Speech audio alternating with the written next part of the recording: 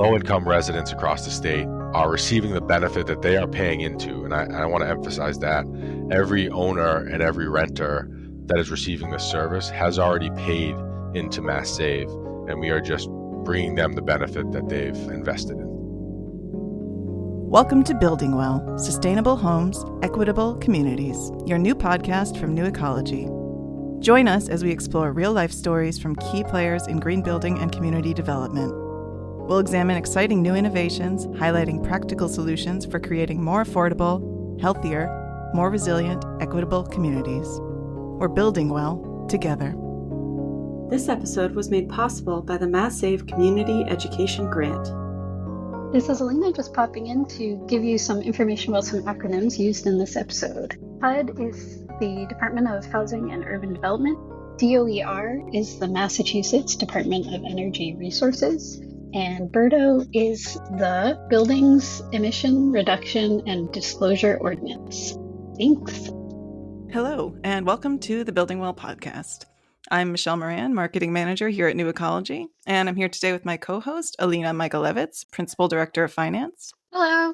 We have a very special guest who we'll be chatting with today, James Collins, Director of the Climate, Equity, and Impact Department at Action for Boston Community Development, Inc., or ABCD. ABCD and New Ecology have worked together for many years, and we're so excited to have James here with us today. So without further ado, let's get started. Hi, James. Welcome. Thanks for joining us. Could you just please introduce yourself and tell us a little bit about what you do and a little bit of information on ABCD? Hi, Michelle and Alina. Thank you for having me.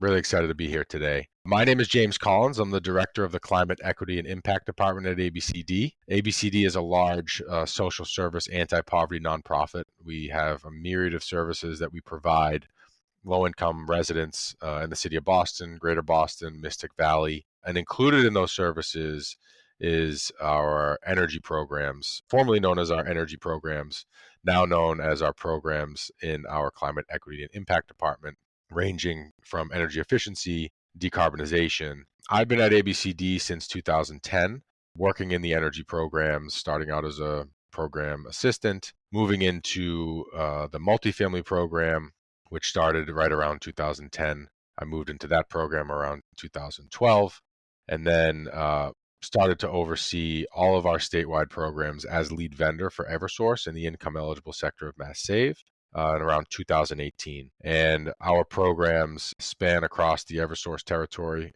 across Massachusetts. We also deliver some work on behalf of National Grid. We're lucky to have a great team of 60 in our department that are doing all the things to help us achieve all of our goals and serve as many low-income customers as possible. Awesome. Thank you. So ABCD and New Ecology have a long history of working together. We've worked together for years, and our organization's missions intersect. Could you tell us a little bit of the history of how our two organizations work together and how your multifamily programs came to be? Yes, so we have had a partnership with New Ecology for a long time. As far back as I can remember, and I guess my time here, it goes back to at least 2010. 2010 was when the Lean Multifamily Program was created, and New Ecology was actually one of the founding members of the Low-Income Multifamily Advisory Committee that developed and designed the Lean Multifamily Program as it is today. And it was the first of its kind in the nation program, providing 100% incentive, no-cost upgrades to buildings in investor-owned utilities in Massachusetts. And so New Ecology and ABCD were partners early on in that endeavor. And in that endeavor also was included WeGoWise, which was a company born out of New Ecology that helped us identify and track energy use to enable us to prioritize properties that were using the highest amount of energy, therefore enabling us to achieve the most savings that we could. And also, shortly after the program launched, New Ecology became a technical partner of ours, delivering assessments, scope development and design, and project management in the field in our multifamily program. And that's been going on well over a decade. New Ecology is a great partner in ensuring that we are getting the best, most up-to-date technology in multifamily housing and keeping our projects on track. What kind of property owners would take part in the Lean Multifamily Program? So the Lean Multifamily Program serves all owners of affordable housing, and we look at three different types of ownership. We have public housing, state and federally funded. We have nonprofit owners of affordable housing, and we have for-profit owners of affordable housing. Awesome. What kind of Excellent. communities does the program serve? So the types of communities we serve all of the territories with investor-owned utilities, National Grid, Eversource, Liberty, Berkshire Gas, the Cape Light Compact, and Unitil. And that is for the entire program statewide. ABCD does not manage all of those territories, but that's what the multifamily program covers. We do focus on environmental justice communities. Just over half of our projects are being conducted in those communities, and we continue to drive towards an increase in service delivery in those territories. When would a property owner need or use the multifamily program, the Lean Multifamily Program? So a property owner would need to use the multifamily program if they've identified even just the desire to make any energy efficiency improvements to their building. So we can start with an owner that knows nothing about energy efficiency or decarbonization, and we can take them on the customer journey, which we're really proud of in our program, which is full front to back end project management. And so what we do is we take a property from intake and eligibility through building assessment, scope design development, contracting, oversight of that installation, and quality control. And we pay those contractors. So we really are able to take these complex technological projects on behalf of the owner and deliver them in the field. We also work with owners who have technical aptitude that we coordinate with as well. So those who have specific projects that they are looking for incentives on, we can coordinate there as well. Also in Boston in particular, and there's the BERDO requirement. And so often in our coordination with the city and collaboration with them in referrals, they'll often refer folks to us who meet the criteria to make improvements to their building under those BERDO regulations. And so we are one of the solutions, one of the pieces of the solution to help folks comply with that sort of regulation. I know Cambridge has a similar regulation. We continue to see that in municipalities. So applicants can come to this program from any perspective. What we aim to do is take any applicant, regardless of their knowledge of what they want to do, what they think they need to do, or even if they don't have any idea what they want to do, and really guide them through that process and provide those full front to back end services. Excellent. Great. Thank you. And I know you gave us a little overview of the Lean Multifamily Program. Could you also introduce the Deep Energy Retrofit or DER program through Lean? Yes, so the DER program was initiated in early 2023, and it was created because we identified a gap in our ability to provide incentives to projects that were happening out in the field that we weren't a part of, that didn't meet our standard program pathway. And so through stakeholder engagement and feedback from multifamily owners, we worked with the utilities to develop a program where we can look at projects that were owner procured and owner managed and provide an incentive. So we determined that if a project meets 40% site energy reduction, it could become eligible for incentives through the Deep Energy Retrofit program. And typically the measures that are being installed in these properties are sort of above and beyond and garner greater savings than our standard pathway measures. As an example, we'd put a certain level of insulation in walls and in the attic, and in many of these, or a few of these projects that we're seeing in Deep Energy Retrofit, those include properties that are expanding and creating bigger envelope upgrades like exterior wall assemblies to achieve those higher savings. And so we identify those savings. We are able to apply a value to then determine an incentive level that we can commit to and provide the owner to help them marry their funding sources for these big, expensive projects and include ours as part of that financing package. We provide then a cash incentive at the end of a project based on what we had determined upon approval. So now we're part of those projects and helping those projects to come to completion. Wow. That's awesome. So 40% site energy reduction, that's a lot. So does an owner typically decide that they're going to do such a renovation where they might save 40% of their energy and then come to you? Or do they, which way does it go? Which is the chicken and which is the egg? That's a good question. It's a mix of both. Because we have this long-standing history of delivering the work that we do, many owners come to us looking to understand what the different options are. There are other owners who they're fortunate enough to either have a consultant like a New Ecology or people on staff who are able to sort of piece together technically and a finance package that they can present to us. We do require that they come to us with a project that meets certain criteria, which includes being at a certain stage of development, including having an analysis done that demonstrates the 40% that we have to verify. And so customers may come to us initially, we go back to them and say, yes, you can do this, but this is how far you need to be before we can engage in that project. We have identified, though, there is a gap, particularly from an equity lens, of the ability to put these scopes of work together because it's somewhat cost prohibitive for some owners of affordable housing because they have to make those investments. We are always trying to work to streamline what the process can look like for folks. But right now, we do require that these projects come to us at a certain stage of development and a commitment from those owners to follow through on those scopes of work because we are committing substantial amount of money, maybe not necessarily in the grand scheme of their work, but from the program. And so we have to make sure that those scopes are sort of ironclad so that they can then be installed and we can rely on those projected savings for the outcomes that we're looking for. I have a follow-up question. You mentioned there's an equity component to that. Could you expand on that a little bit? Like, what is it about it? Sure. Right now, what we see is that it's really those owners of affordable housing who have capital to invest in studies and reports that can then give us the information we need, that can give contractors that they may hire the information they need on the scopes of work that they're developing.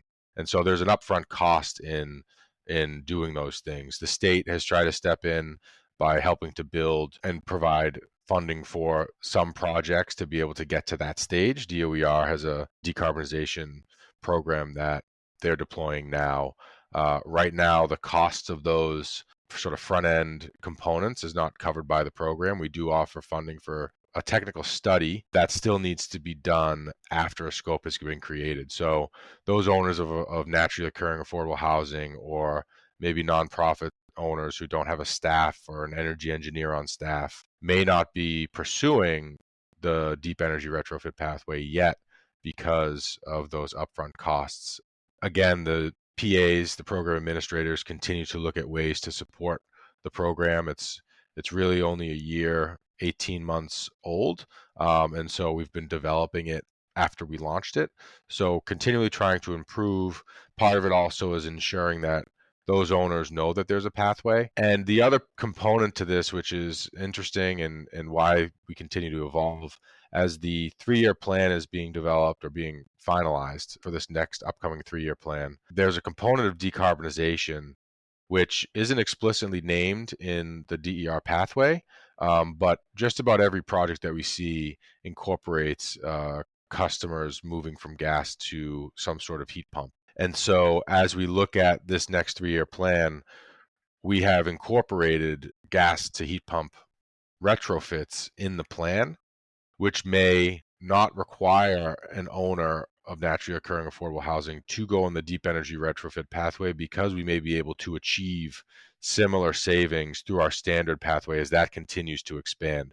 So it's kind of an evolving situation, and I think fortunately we're able to cover a good chunk of those customers that aren't able to garner that capital to invest in those studies up front. But that's a gap that we've identified that we're trying to close. That's great. Awesome. Hey there, listeners. Are you looking to make your home more energy efficient but worried about the costs? We've got some great news for you today. If you're income eligible, MassSave offers some amazing programs designed to help you save on energy upgrades. I'm Molly with your MassSave Minutes. Let's dive into what's available. MassSave is committed to making energy efficiency accessible for everyone. If you qualify for their income-based programs, you can benefit from a range of services that make upgrading your home more affordable. Here's what you need to know. First up, the income-eligible weatherization program. This program provides no-cost weatherization services to qualifying households. That means you could get no-cost insulation, air sealing, and other upgrades that can significantly reduce your energy bills and make your home more comfortable. Next, we have the income-eligible heating and cooling program. If you qualify, you might receive a no-cost or discounted heating system upgrade or even a new energy-efficient cooling system. This could be a game changer for keeping your home cozy in the winter and cool in the summer without breaking the bank. And don't miss the income-eligible appliance program. This program offers no-cost or reduced-cost energy-efficient appliances, including refrigerators, stoves, and more. Upgrading to energy-efficient appliances can help you lower your utility bills and reduce your environmental impact. Don't let income concerns stop you from making energy-efficient upgrades to your home. With MassSave's income-based programs, you can enjoy a more comfortable and affordable living space. Head over to the MassSave website at masssave.com, MassSave.com, to learn more. That's it for today's MassSave Minute. Thanks for joining us. Remember, don't let your budget stand in the way of energy-efficient upgrades. Until next time, stay informed and energy conscious.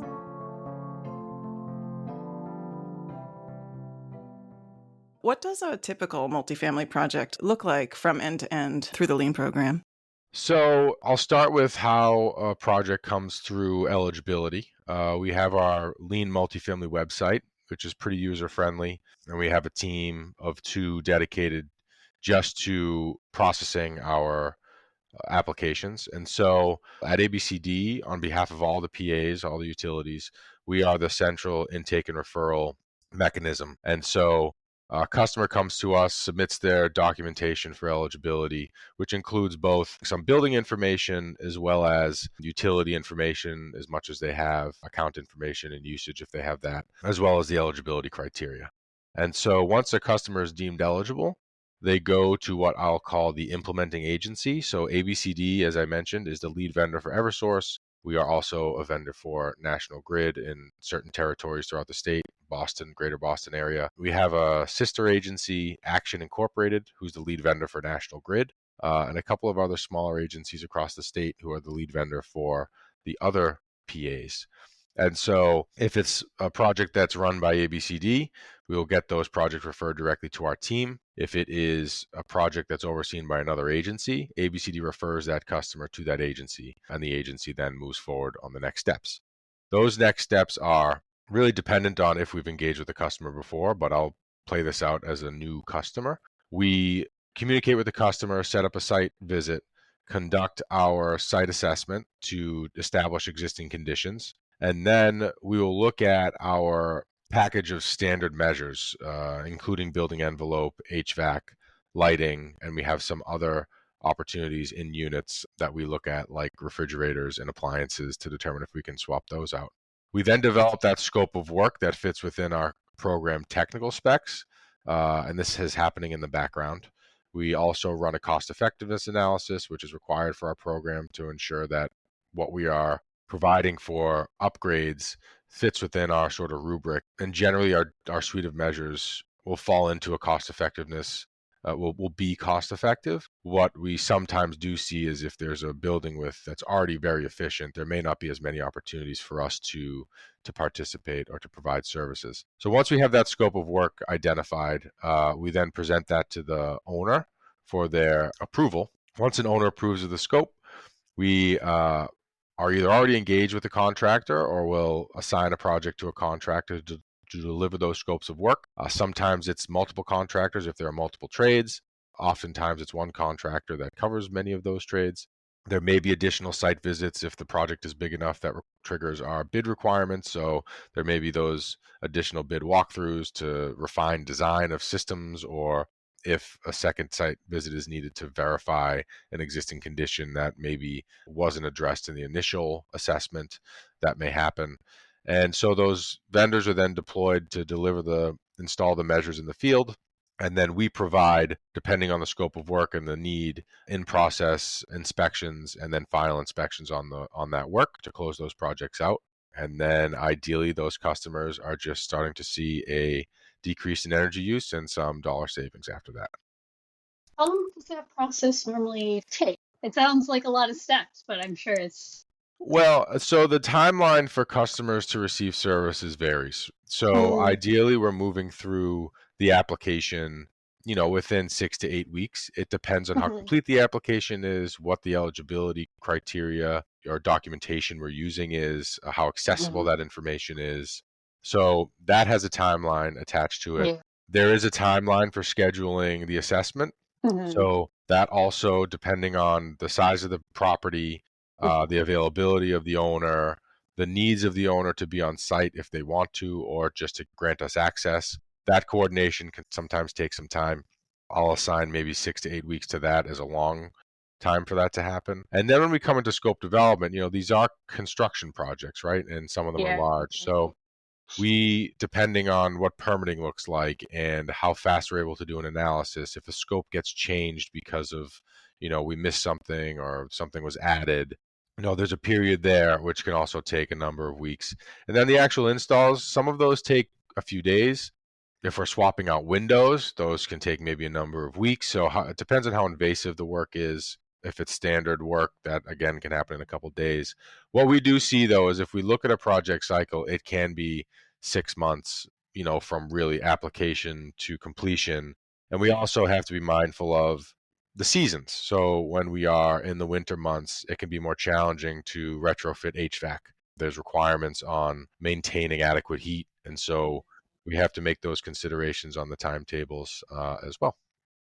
I mean, even 6 months is well worth it for the savings that they'll see, and sounds Yeah, I cool. think the timeline, once it's people understand that these are construction projects, but also what the benefit is. On average, we're saving people 20 to 25% on their bills, and if we're able to do Significant. yeah, and if we're able to do the appliance swap outs too, those have an immediate impact on just how people are engaging. A new refrigerator makes a big difference, Mhm. particularly for our low income families who Totally. can't afford to lose food from the refrigerator. And so another tangent benefit.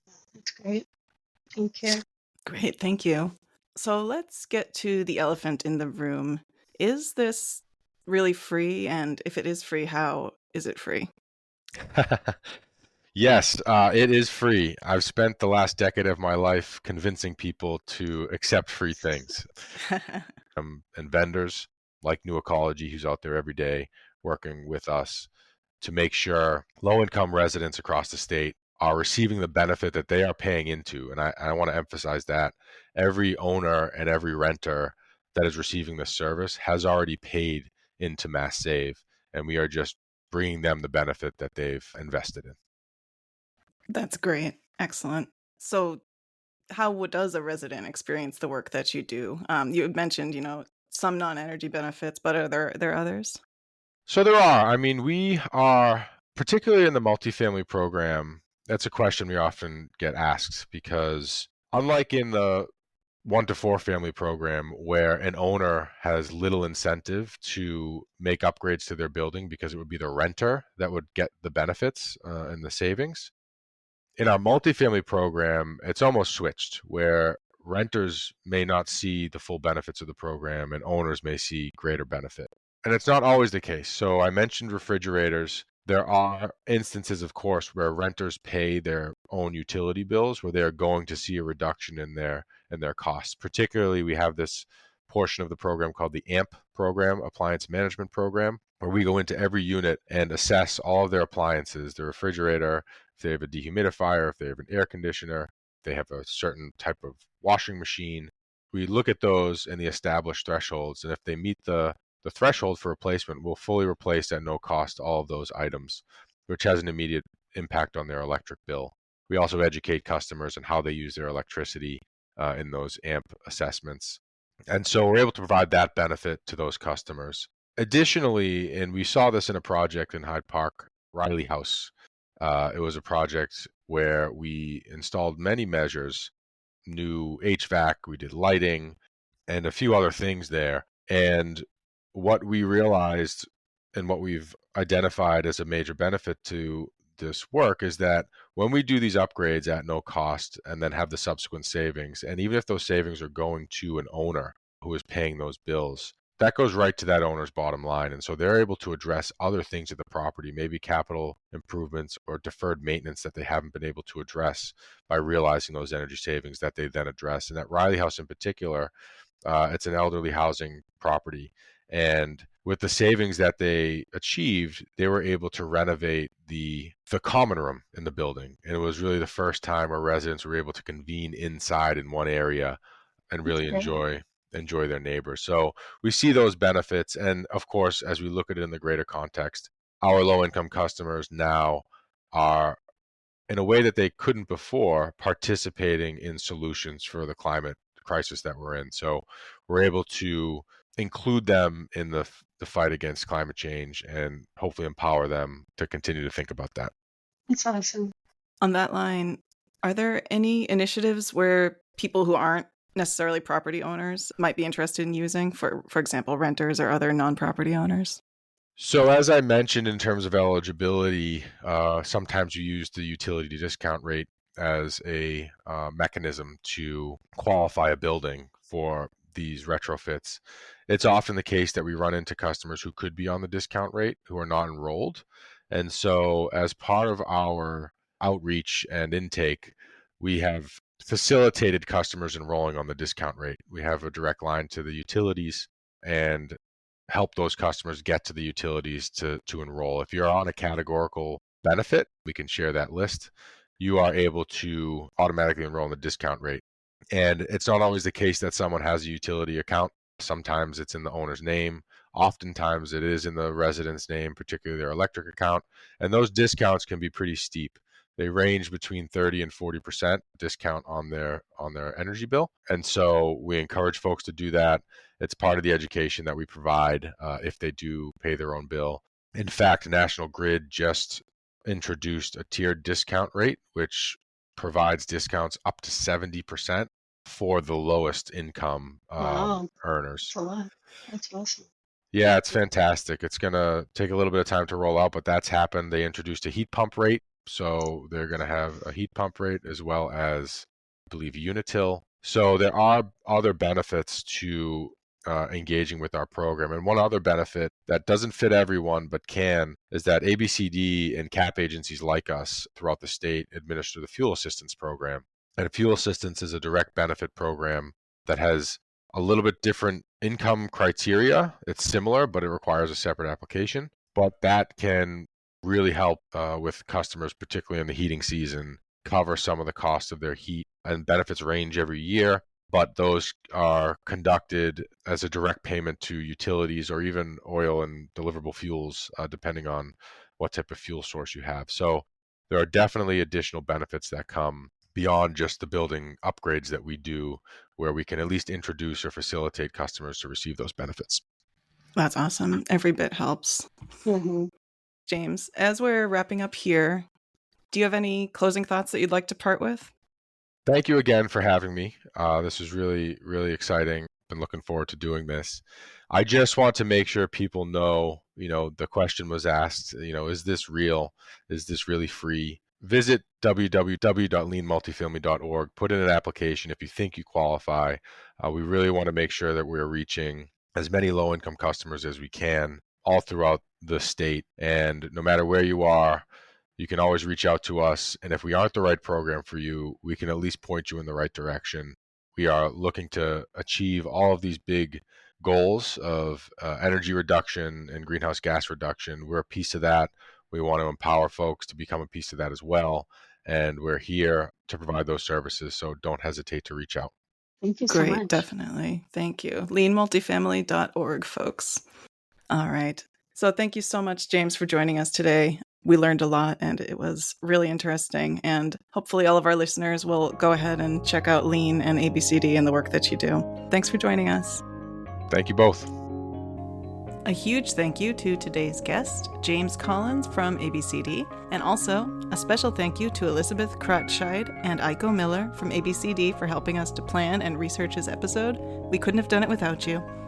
To learn more about what we talked about in today's episode, you can find the show notes and transcript at newecology.org/buildingwell-podcast. To learn more about ABCD, visit bostonabcd.org. You can also find them on LinkedIn or Facebook at Action for Boston Community Development, Inc., Instagram at ABCD Boston, and Twitter at Boston ABCD. For more information and to apply for the Lean Multifamily Program and Deep Energy Retrofits programs, visit leanmultifamily.org. You can find New Ecology on Instagram, LinkedIn, YouTube, and Twitter at New Ecology Inc. This episode was made possible by the Mass Save Community Education Grant.